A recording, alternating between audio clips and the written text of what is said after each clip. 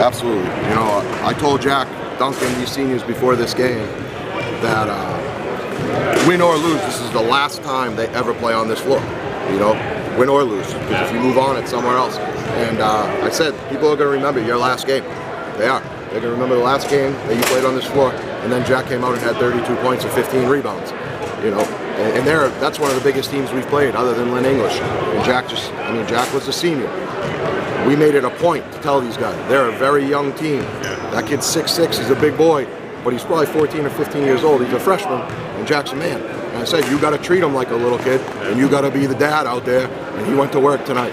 And did it early and often. You guys got off to that great start, built that 20-point lead at halftime, and kind of just, that was it for the rest of the game. That was a huge, huge part of what we wanted to do, was jump on these guys right away, because they're such a young team, and they're not in their gym.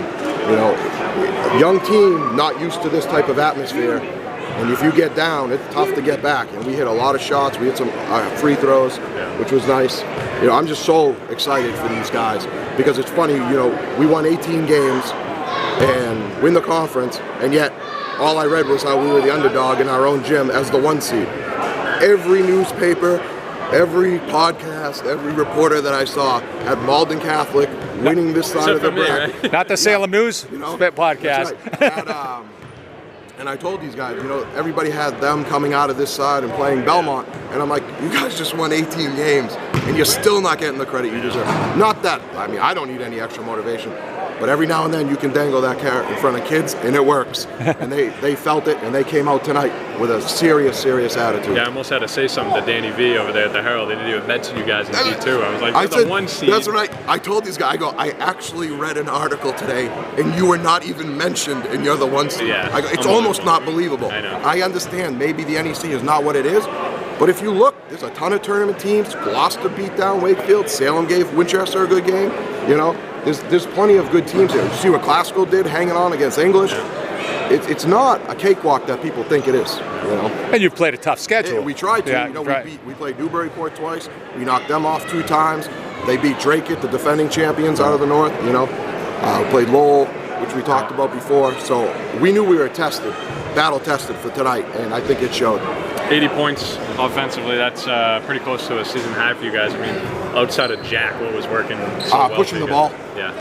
The biggest thing was coming in is we talked about we needed to rebound. Because they live on the perimeter and shoot so many deep threes, long rebounds. Yeah. And I said, if we board up and our guards rebound with our bigs, we will be able to push the ball on these guys.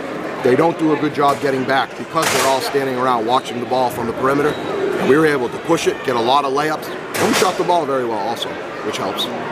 Was this consistent really from start to finish, a performance from you guys? I think it was. Yeah, you know, I think it's about as complete of a game as a team could play. Yeah. You know, like I said, I couldn't be more proud of these guys. Yeah. I thought they brought it in every area tonight. Yeah. Looking at the opponent, what can you say about their point guard there? I mean, he had a fantastic game, kind of carried them. Our defensive game plan was all focused around him. Yeah. It was trying to keep him out of the paint. Malden Catholic, everybody on the floor can shoot threes. They're big guy, 1 through 5. The kids they bring off the bench, they all shoot well. And if the games I've watched of them on film and in person, he gets in the paint, he sucks defenders, he kicks, and they can all stroke it. If you can keep him out of the paint and stay a little bit closer to those shooters, they would have a tough time. I give Damian Boris all the credit in the world because he had the task of just keeping him out of the paint.